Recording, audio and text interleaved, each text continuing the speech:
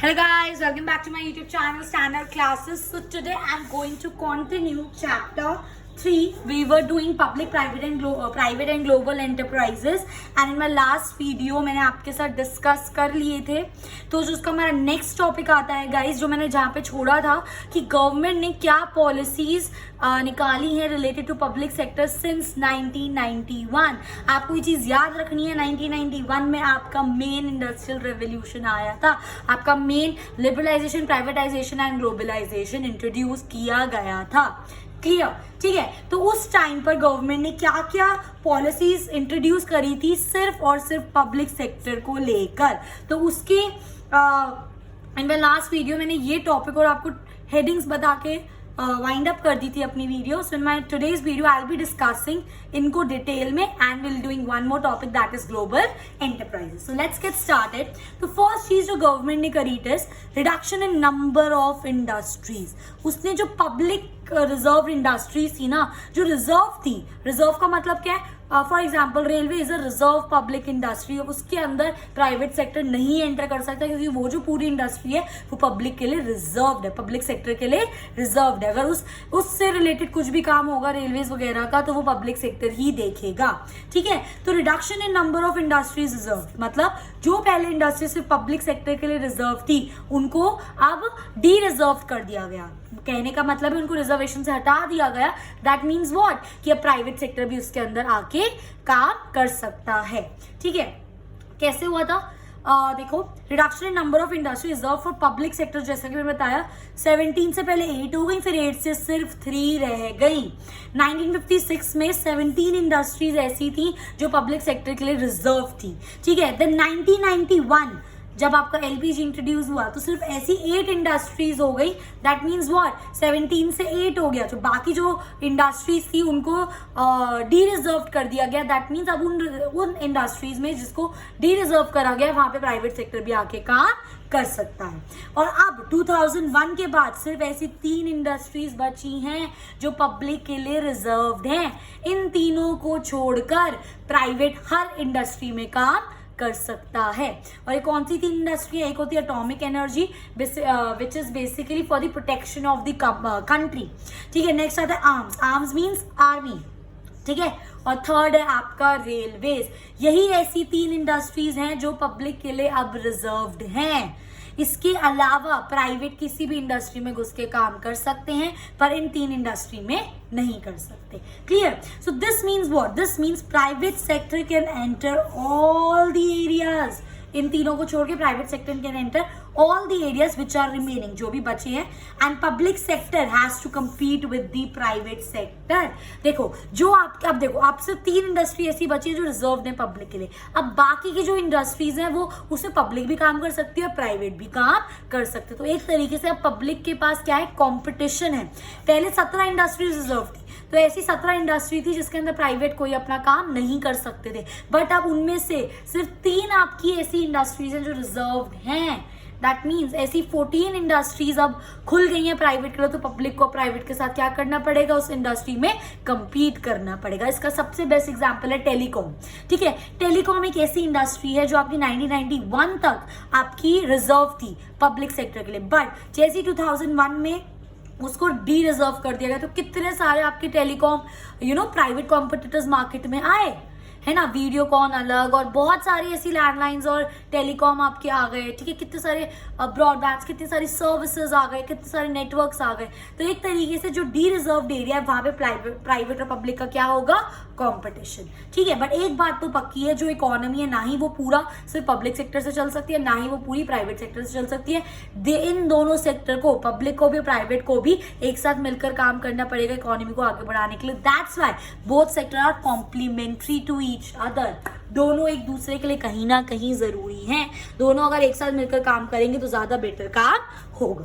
Clear guys? Next हमारा जो government ने पॉलिसी निकाली that was disinvestment of shares of select set of public sector enterprises. मतलब समझो सबसे पहले कि जिस कुछ कुछ ऐसे, अच्छा सबसे पहली बात तो डिसइन्वेस्टमेंट और इन्वेस्टमेंट का मतलब क्या होता है। इनमें लास्ट वीडियो मैंने आपको एक चीज बताई थी, अगर एक कंपनी में देयर आर 51% शेयर्स, अगर 51% शेयर आपके गवर्नमेंट के होते हैं तो वो कंपनी क्या मानी जाती है, पब्लिक कंपनी मानी जाती है। सिमिलरली गाइज इन्वेस्टमेंट का मतलब होता है जब हम किसी कंपनी के शेयर्स खरीद रहे हैं, दैट इज इन्वेस्टमेंट। ऑब्वियसली बात है, मैं उस शेयर्स खरीद रही हूँ मतलब मैं उस कंपनी में इन्वेस्ट कर रही हूँ, ठीक है। और डिसइन्वेस्टमेंट का मतलब क्या होता है, जब हम कंपनी से शेयर्स को विड्रॉ कर रहे हैं, ठीक है। मतलब एक तरीके से जब हम इन्वेस्ट कर रहे थे तो हमें शेयर्स मिले, हमने पैसा दिया। अब जब हम डिसइन्वेस्ट कर रहे हैं, अब हम बोल रहे हैं तुम हमारे शेयर्स वापस रखो और हमें हमारे पैसे दो। एक तरह से हम डिसइन्वेस्टमेंट, अब आप कंपनी में से पैसा अपना बाहर ले रहे हो, ठीक है। तो कुछ ऐसे पब्लिक सेक्टर एंटरप्राइजेस, कुछ ऐसे पब्लिक सेक्टर कंपनीज थी जिनमें डिसइन्वेस्टमेंट हुई। उसका मतलब क्या हुआ कि जिनमें इन्वेस्टमेंट नहीं करी गई, जिसके अंदर पैसा नहीं लगाया गया, ठीक है। So government had taken decisions to withdraw, मतलब जिन पब्लिक सेक्टर कंपनी से पैसा पहले लगा हुआ था उसको विड्रॉ कर रहे हैं, मतलब डिसइन्वेस्ट कर रहे हैं फ्रॉम द इंडस्ट्रियल सेक्टर, ठीक है। इसका मतलब क्या होता है, सेलिंग ऑफ इक्विटी शेयर, मतलब जो पहले प्राइवेट कंपनी के जो पब्लिक कंपनी के आपके शेयर्स थे जहां पे आपने इन्वेस्ट कर रखा था, अब आप उनको बेच रहे हो, किसको, प्राइवेट कंपनी को, दैट इज डिसइन्वेस्टमेंट। आ रही है मेरी बात समझ, मतलब पब्लिक कंपनी के में जो शेयर्स खरीद रखे थे उनको निकाला और किस में बेच दिया, प्राइवेट कंपनी में। इसका मतलब क्या हुआ कि जो इन्वेस्टमेंट पहले पब्लिक सेक्टर में कर रखी थी अब उसको निकाल के कहां पे इन्वेस्टमेंट कर दी हम लोगों ने, प्राइवेट कंपनी में। तो डिसइन्वेस्टमेंट, क्लियर हुई मेरी बात। और ये सबसे ज्यादा तब आया जब आपका एलपीजी आया था, जब आपका प्राइवेटाइजेशन हुआ था। ये चीज मैंने अपनी प्रीवियस वीडियो में आपके साथ डिस्कस करी थी। 1991 में जो पब्लिक सेक्टर का बिल्कुल रोल मिनिमम हो गया था, प्राइवेट को ज्यादा अपॉर्चुनिटीज दी गई थी क्योंकि प्राइवेटाइजेशन आया था। और प्राइवेटाइजेशन का मतलब ही क्या होता है कि हम ऐसी बहुत सारी पब्लिक कंपनीज हैं जिनको हम प्राइवेट में कन्वर्ट कर रहे हैं। प्राइवेट में हम कैसे कन्वर्ट करेंगे, डिसइन्वेस्टमेंट कर पब्लिक के शेयर्स निकाल बेच देंगे और किसके शेयर्स खरीद लेंगे, प्राइवेट के। आई होप ये चीज क्लियर हो गई होगी, ठीक है। सो इस चीज को मतलब गवर्नमेंट ने ये डिसीजन क्यों लिया, गवर्नमेंट ने पब्लिक इंटरप्राइजेस में डिसइन्वेस्टमेंट करना क्यों शुरू करा, उसके कुछ रीजंस हैं। सबसे पहला, large amount of public resources. ऐसे बहुत सारे मतलब गवर्नमेंट का जो पैसा, जो फंड थे वो ब्लॉक थे ऐसी एक्टिविटीज में जो कि नेसेसिटी नहीं थी इकोनॉमी के पर्सपेक्टिव से। अगर हम सोचे तो उन पैसों को, वो ब्लॉक थे, उन पैसों को निकालने के लिए ताकि वो पैसा ब्लॉक ना रहे और जो पैसा अब ब्लॉक था उनका, अब वो पैसा कहीं और बेटर जगह किसी जरूरत जहां पे जरूरत है वहां पे उन पैसों को यूज कर सके। आ रही है मेरी बात समझ। So large amount of public resources were blocked. ऐसे बहुत सारे पब्लिक रिसोर्सेज जो ब्लॉक थे to use these resources in the necessary areas, ताकि वो जो पैसे उनके ब्लॉक थे अब वो ब्लॉक ना रहे और वो उनको जहां पे उनकी जरूरत है वहां पर उनको यूज कर सके, इसलिए disinvestment. Second, reducing the huge amount of public date. Obviously बात है, पब्लिक डेट का मतलब होता है जब आपने पब्लिक से पैसा उधार ले रखा है, डेट मीन्स उधार, ठीक है। अब कोई पब्लिक एंटरप्राइज अपनी जेब से तो पैसा नहीं देते हैं, ऑब्वियसली बात है कहीं ना कहीं से किसी भी बड़ी कंपनी, किसी भी एंटरप्राइज को पैसा बोरो करना पड़ता है। तो जब आप डिसइन्वेस्टमेंट कर रहे हो पब्लिक सेक्टर में, दैट मीन्स आपके हाथ में पैसा आ रहा है, तो एक तरह से आप उन पैसों से अपने लोगों के उधार को चुकता कर सकते हो जिनसे आपने पैसा उधार ले रखा है, ठीक है। ये सारी चीजें अभी आपको डिटेल में और समझाऊंगी मैं कि कैसे होता है ये बाइंग सेलिंग शेयर्स, क्या होता है, कैसे हम लोग डिसइन्वेस्टमेंट इन्वेस्टमेंट करते हैं, पब्लिक डेट क्या होता है, कहाँ कहाँ से हम बोरो कर सकते हैं, ये सब आगे की चीजें, ठीक है। तो खुद सोचो, हमने डिसइन्वेस्टमेंट करी, पैसा आ गया, तो जिनसे पैसा हमने ले रखा था, ठीक है, पब्लिक कंपनीज में उनको दे सकते हैं, तो क्या हो गया, बर्डन कम हो गया, है ना। Reducing huge amount of public debt, clear. Next आता है हमारा transfer risk to private sector. जो रिस्क हम लोगों ने उठा रखा था एज अ पब्लिक सेक्टर, हमारी कंपनीज ने, अब वो रिस्क हमने डिसइन्वेस्टमेंट करके किसमें ट्रांसफर कर दिया, प्राइवेट सेक्टर में। Then where government had monopoly, ठीक है, जहां पे गवर्नमेंट की मोनोपोली चल रही थी, फॉर एग्जाम्पल टेलीकॉम एक ऐसा एरिया था जहां पे गवर्नमेंट की मोनोपोली चल रही थी, मतलब वहां पे प्राइवेट सेक्टर नहीं घुस सकता था। पर जैसे डिसइन्वेस्टमेंट हुआ उस पर्टिकुलर सेक्टर में, तो लोगों के पास, अब देखो जब डिसइन्वेस्टमेंट हुआ तो देयर इज अ कंपटीशन बढ़ गया। अब जब डिसइन्वेस्टमेंट हो गया दैट मीन्स डी रिजर्व्ड भी हो गया। इसका मतलब क्या हुआ कि अब प्राइवेट सेक्टर भी आके टेलीकॉम में अपना बिजनेस कर सकता है। तो जब प्राइवेट सेक्टर आया तो एक तरह से कंपटीशन हो गया पब्लिक और प्राइवेट के बीच में। तो जब कंपटीशन होता है उसका अल्टीमेट फायदा किसको होता है? कस्टमर्स को, क्योंकि जो सेलर होता है वो कम से कम में प्राइस में बेस्ट क्वालिटी देने की कोशिश करता है, ठीक है। तो जब टेलीकॉम में आपकी प्राइवेट की एंट्री हुई तो कंज्यूमर्स को और बेटर क्वालिटी मिली इन लो कॉस्ट, और ये क्यों हुआ? कंपटीशन की वजह से। आई मेरी बात समझ? सो ये सारे रीजंस थे जिसकी वजह से डिसइन्वेस्टमेंट करा पब्लिक सेक्टर ने in private sector. I hope guys ये चीज शिफ्ट समझ आ गई है मेरी, ठीक है। नेक्स्ट इसकी चीज आती है पॉलिसी रिगार्डिंग सिक यूनिट्स। सिक यूनिट्स वो यूनिट्स होते हैं जो बहुत टाइम से लॉस में चल रहे हो, ठीक है। अब गवर्नमेंट के पास दो ऑप्शन होते हैं कि जो सिक यूनिट्स है या तो वो उनको फिर से रिकंस्ट्रक्ट और फिर से शुरुआत से स्टार्ट करे या फिर वो उनको बंद कर दे। क्लियर? तो इसके रिगार्डिंग गवर्नमेंट ने क्या पॉलिसी निकाली? So policy regarding sick units to be same as for the private sector, मतलब वही सेम प्राइवेट सेक्टर की तरह चलेगा कि अगर कोई प्राइवेट सेक्टर लॉस में जा रहा है, ठीक है, अगर कोई प्राइवेट सेक्टर, तो दो उसको रिपोर्ट कर दिया जाता है किसके पास? BIFR के पास। BIFR क्या होता है? Board of industrial and financial reconstruction. तो BIFR अब डिसाइड करेगा कि इस कंपनी को या तो फिर से रिकंस्ट्रक्ट करके बेस से शुरू करा जाए या फिर इसको बंद कर दिया जाए। तो सेम चीज of sick units. Sick units किसके हैं? हमारे पब्लिक यूनिट्स की बात हो रही है यहाँ पे। किसकी बात हो रही है? Public units. तो जो आपके पब्लिक यूनिट्स हैं जो बहुत टाइम से लॉस में जा रहे हैं उनको किसको रिपोर्ट कर दिया जाएगा? BIFR को, that is board of industrial and financial reconstruction. अब ये डिसाइड करेगा कि या तो उसको रिकंस्ट्रक्ट करा जाए या फिर उसको शट डाउन कर दिया जाए, दोनों में से कोई भी एक चीज, ठीक है। अब खुद सोचो, अगर मैं शटडाउन का सिचुएशन आपके साथ डिस्कस कर रही हूँ, अगर आप किसी भी पब्लिक एंटरप्राइज को बंद कर देते हो, भाई वहां पे जो लोग काम कर रहे थे उनका क्या? उनकी तो जॉब से हाथ धोना पड़ गया, उनको जॉब चली गई, उन लोगों की अर्निंग कैपेसिटी नहीं है कुछ, अब क्या करेंगे वो लोग? तो इसलिए गवर्नमेंट ने क्योंकि एक ऐसे पब्लिक एंटरप्राइजेस को बंद करा जो बहुत टाइम से लॉस में चल रहे थे, ताकि एकदम से एम्प्लॉइज जो थे उस कंपनी के उनको एकदम से शॉक ना लगे कि अब हम बिल्कुल बेरोजगार हो गए, हमारे पास पैसे नहीं है, जॉब नहीं है। उसके लिए गवर्नमेंट ने क्या इंट्रोड्यूस करा? National renewal fund.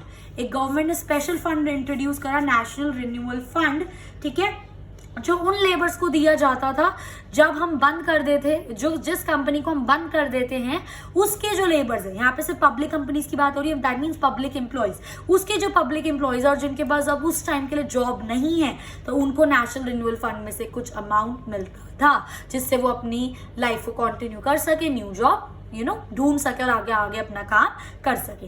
So national renewal fund was set up by the government to retrain the labour. एकदम से उनको संभालने के लिए, भाई किसी की भी जॉब चल जाती है एकदम से हिल जाते हैं हाथ पे, ठीक है। So retrain the labour and provide them compensation provide करते थे वो, but only to public sector employees. ये चीज प्राइवेट के लिए नहीं थी, ये चीज सिर्फ किसके लिए थी? पब्लिक सेक्टर के लिए, प्राइवेट सेक्टर के लिए नहीं था ये national renewal fund. Clear? And उसके बाद गवर्नमेंट ने जो लास्ट चीज निकाली that was memorandum of understanding. इसके अंदर क्या हुआ? अंडर दिस जो आपका पब्लिक सेक्टर यूनिट्स था, it were given clear targets. जो भी पब्लिक सेक्टर एंटरप्राइजेस थे, डिपार्टमेंट्स थे, कुछ भी था, डिपार्टमेंटल अंडरटेकिंग्स था या स्टैट्यूटरी कॉर्पोरेशन थी, कोई भी आपका जो पब्लिक सेक्टर यूनिट था, उनको क्लियर टारगेट्स दिए गए और उनको फ्रीडम दी गई कि आप अपने हिसाब से इन टारगेट्स को पूरा करो, ठीक है। That was memorandum of understanding where public sector units were given clear targets दिए गए and were given operational autonomy। operational autonomy का मतलब इंडिपेंडेंसी दी गई कि आप अपने हिसाब से काम करो ताकि आप अपने टारगेट्स को पूरा कर सको। बट जब आप काम कर रहे हो, टारगेट्स को पूरा कर रहे हो, वो तो ठीक है, आप इंडिपेंडेंटली करो, कोई उसमें इंटरफेयर नहीं करेगा, but you will be answerable for the result. जो भी आपका रिजल्ट आएगा at the end of the situation, आपको उसका जवाब देना पड़ेगा। किसको? टू द कंसर्न्ड मिनिस्ट्री, ठीक है। फॉर एग्जाम्पल मेरा फाइनेंस डिपार्टमेंट है, अब फाइनेंस डिपार्टमेंट को मैंने टारगेट दे दिया और मैंने उसे ऑपरेशनल ऑटोनॉमी मतलब इंडिपेंडेंसी दे दी तो वो अपने हिसाब से इस टारगेट को फुलफिल करूं, ठीक है। अब वो उसको फुलफिल कर रहा है, बट एट द एंड उसको जो head of the finance department that is the ministry, वो उसको आंसरेबल होगा, ठीक है। So but they were accountable बोल लो या आंसरेबल बोल लो, एक ही बात है, फॉर द रिजल्ट। जो भी रिजल्ट आएंगे उनको उसका जवाब देना पड़ेगा to their administrative ministry. I hope guys ये चीज आपको क्लियर हो गई होगी। Now moving on our next topic that is global enterprises। हम सबको पता है global enterprise in the starting of the chapter मैंने आपको ये चीज बताई थी, global enterprises are basically those enterprises जिनकी branches in more than one country होती हैं, जो एक से ज्यादा कंट्री में ऑपरेट करते हैं। यूजुअली हम उनको क्या बोलते हैं, MNCs, नाम सुना होगा, दैट इज मल्टीनेशनल कंपनीज, जो एक से ज्यादा कंट्रीज में अपना बिजनेस करती हैं, उनको हम बोलते हैं ग्लोबल एंटरप्राइज। और इंडिया के अंदर ग्लोबल एंटरप्राइज कब एंटर होना स्टार्ट हुए, after 1991 when LPG was introduced, which is liberalisation, privatisation and globalisation. I hope ये चीज आपको क्लियर हो गई होगी। So MNCs जो है, that is multinational companies, have played a very important role in development of the economy। आपको पता है LPG आया ही इसी मोटिव से था। गवर्नमेंट का मेन मोटिव यही था, जब LPG नहीं था ना, मतलब 1991 से पहले, तो जो हमारी कंट्री में जो गुड्स खुद प्रोड्यूस हो रहे थे वही कंज्यूम कर रहे थे। कंज्यूमर्स को पता ही नहीं था कि एक अच्छी क्वालिटी क्या होता है, अच्छी चीज़ें क्या होती हैं। तो LPG के थ्रू जब बाहर वाली कंट्रीज इंडिया में आना स्टार्ट हुआ तो कंपटीशन बढ़ा, तब एक्चुअली जो मैन्युफैक्चरर्स थे उनको भी पता चला, और जो कंज्यूमर्स थे उनको भी एक्चुअली में ये चीज़ पता चली कि हाँ भाई, इतने कम पैसों में या फिर थोड़े और पैसों में हम और अच्छी क्वालिटी लेकर आ सकते हैं। तो एक तरीके से क्या हुआ, डेवलपमेंट हुआ। तो MNC का कंट्रीज की डेवलपमेंट बहुत इंपॉर्टेंट रोल होता है, क्योंकि डिफरेंट कंट्रीज की कंपनीज आपकी कंट्री में आके काम करेंगी तो वो अपनी न्यू टेक्नोलॉजी लेके आती है, अपना न्यू पूरा डिफरेंट बेस लेकर आती है, जो अल्टीमेटली आपको कुछ सिखाता ही है, जिसके वजह से आपकी इकोनॉमी डेवलप करती है। So MNC have played a very important role in development of the economy. There are the corporations।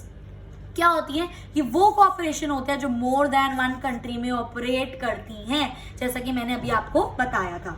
ठीक है, इनका ह्यूज साइज होता है, बहुत बड़ी बड़ी होती हैं, कोई छोटा नहीं होता है इनके अंदर। बहुत डिफरेंट टाइप्स ऑफ प्रोडक्ट्स ये लोग सेल करते हैं। इनके पास एडवांस टेक्नोलॉजी होती है। खुद सोचो, कोई US की कंट्री इंडिया में आके अपना काम करेगी, इंडिया की जो कंपनी है उसकी टेक्नोलॉजी एडवांस होगी, जो US की कंपनी है उसकी टेक्नोलॉजी एडवांस होगी, है ना।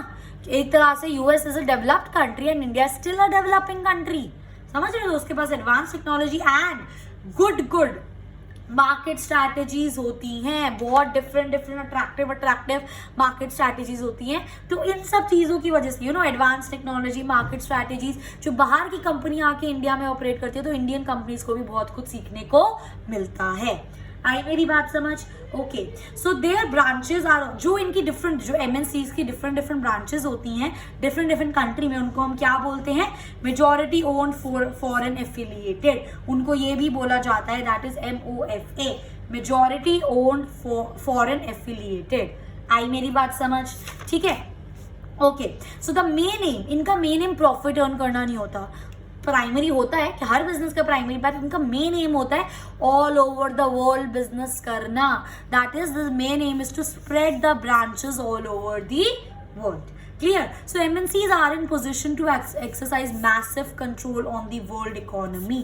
आपको पता है पूरी वर्ल्ड की जो इकोनॉमी है उसके अंदर MNC का कंट्रीब्यूशन बहुत ज्यादा है, क्योंकि होती इतनी ह्यूज है, इतनी बड़ी है, डिफरेंट कंट्रीज में एक बहुत लार्ज स्केल पर बिजनेस हो रहा है। तो ऑब्वियस ही बात है, वर्ल्ड की इकोनॉमी में MNC का कंट्रीब्यूशन बहुत ज्यादा मेजर है, बिकॉज इनके पास जो कैपिटल रिसोर्सेज होते हैं वो बहुत ह्यूज होते हैं, इनके पास लेटेस्ट टेक्नोलॉजी होती है और इनकी गुडविल भी अच्छी होती है। So MNC plays a very important role.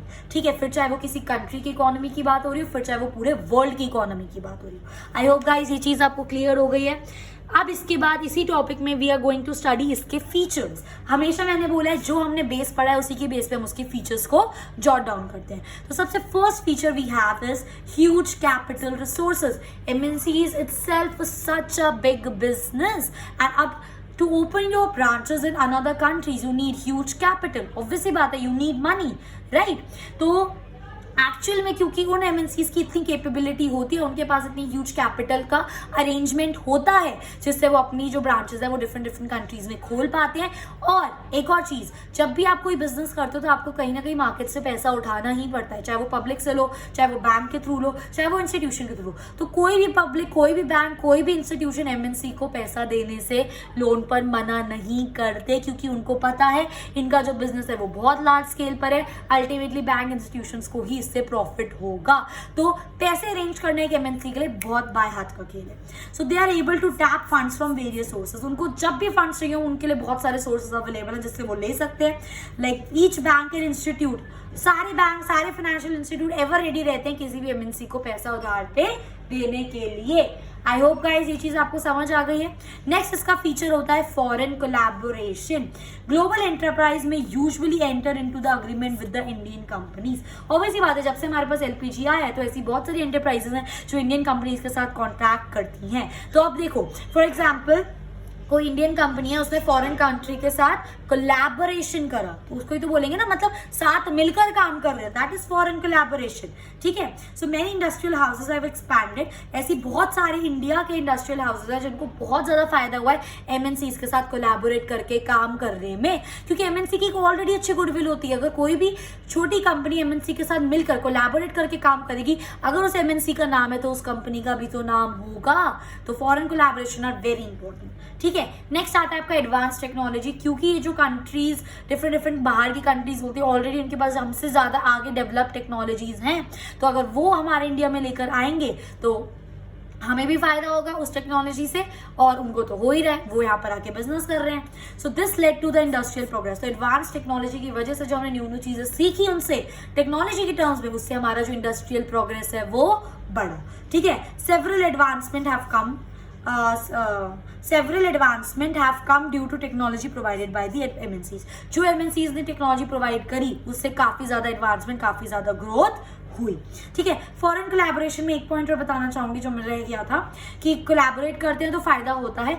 All दो जब कोलैबोरेशन होता है तो जो उसका फायदा होता है ना, मोनोपोली हो जाती है एक तरीके से वो, क्योंकि जो उसका फायदा होता है it remains in only few hands. ठीक है। सब लोग उस चीज का फायदा नहीं उठा पाते, बट अगेन जो कर रहा है वो अपने फायदे के लिए कर रहा है, तो क्यों ना करे वो। क्लियर। नेक्स्ट आता है आपका प्रोडक्ट इनोवेशन। ये जो एमएनसीज होती हैं, क्योंकि बहुत लार्ज स्केल पर काम करती हैं गाइस, सो ये चीज आपको खुद पता भी होगी, और ये बहुत जनरल सी बात है। अगर कोई एक बिजनेस लार्ज स्केल पर काम कर रहा है, ऑब्वियसली बात है छोटा मोटा बिजनेस तो नहीं होगा, उसके पीछे उसकी पूरी बैकअप टीम होती है। तो जो प्रोडक्ट डेवलपमेंट एक्चुअली एक एमएनसी में प्लेस होता है वो बहुत ज्यादा हाईली सोफिस्टिकेटेड लोग करते हैं। बहुत ज्यादा पढ़े लिखे स्किल्ड लोग एक एमएनसी के प्रोडक्ट्स को क्या करते हैं, डेवलप करते हैं, जिसकी वजह से न्यू इनोवेशंस आती हैं एमएनसी के प्रोडक्ट्स।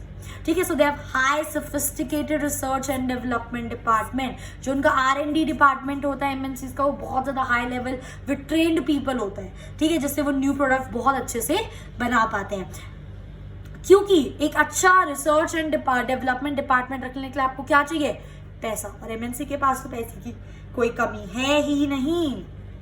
Therefore एमएनसी एक बहुत अच्छा R&D अफोर्ड कर पाता है, R&D research and development area afford कर पाता है, जिससे वो अच्छे अच्छे प्रोडक्ट्स को इनोवेट करके मार्केट में लॉन्च करता है। आई होप गाइस ये चीज क्लियर हो गई होगी आपको। नेक्स्ट आता है हमारा मार्केटिंग स्ट्रैटेजी। ठीक है। इनकी जो मार्केटिंग स्ट्रैटेजी होती है ना एमएनसी की, their strategy are far effective, बहुत अच्छी होती है as compare to other companies. इनका मेन एक्चुअली मोटिव क्या होता है, सेल्स को बढ़ाना शॉर्ट पीरियड में। ठीक है। They have up to date market information, totally सारी जो भी अप टू डेट अपडेशन होती है सब उनके पास होती है already. Their advertising and sales promotion techniques are also very very effective. आपने कुछ चीज प्रोड्यूस कर ली, सबसे ज्यादा मेन काम होता है जो आपने चीज मैन्युफैक्चर करिए, प्रोड्यूस करिए, उनको कंज्यूमर्स तक पहुंचाना। कैसे पहुंचाओगे, उनको सपने तो नहीं आएंगे, एडवर्टाइजिंग से पहुंचाओगे, है ना, प्रमोशन से पहुंचाओगे। तो that is very very important. Advertising and promotion एक बिजनेस का बहुत ज्यादा इंपॉर्टेंट पार्ट है। समझ रहे हो मेरी बात। सो एडवर्टाइजिंग और वही टेक्निक उनकी बहुत ज्यादा स्ट्रांग होती है, तो ऑब्वियसली बात है लोगों को लगेगा भाई हाँ कुछ है, कंपनी में दम है। क्लियर। नेक्स्ट आता है आपका expansion of market territory. Again वही वाली चीज है कि वो एक से ज्यादा कंट्रीज में अपने बिजनेस को एक्सपैंड करते हैं, और मार्केट टेरिटरी मतलब अपनी जो कंट्री की बाउंड्री होती है उससे बाहर भी वो जाके बिजनेस करते हैं। तो extend beyond the boundaries of their own country. Clear. They have a dominant position in the market. छोटे छोटे बिजनेस डरते हैं उनसे, क्योंकि MNCs have a dominant strong position in the market. Last इसका पॉइंट था guys centralised control. I didn't have space over here, तो इसलिए मैंने इसको यहाँ लिख दिया।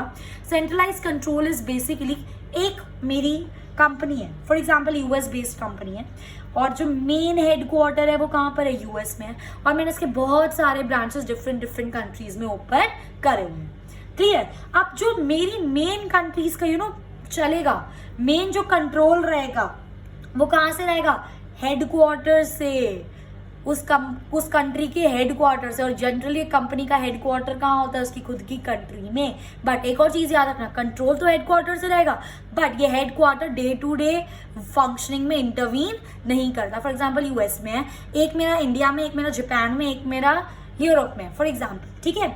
अब ये जो है कंट्रोल तो कर रहा है सबको, बट इंडिया में जो कंपनी है उसकी डे टू डे जो फंक्शनिंग है उसमें इंटरफेयर नहीं कर रहा. सिमिलरली जापान की डे टू डे फंक्शनिंग में इंटरफेयर नहीं कर रहा. सिमिलरली यूरोप की डे टू डे फंक्शनिंग में इंटरफेयर नहीं कर रहा. तो basically centralize control is with the headquarters of the country, but वो स्टिल बाकी ब्रांचेस की डे टू डे फंक्शंस में इंटरवीन नहीं करता. So control from their home country से, and control is limited to that company only. They do not intervene in any other branches of that particular company. So I hope guys ये concept आपको clear हो गया होगा. In my next video I will be starting with joint ventures.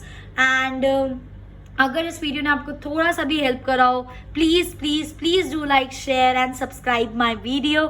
And thank you for watching. Do not forget to hit the bell icon for all the new videos. Thanks.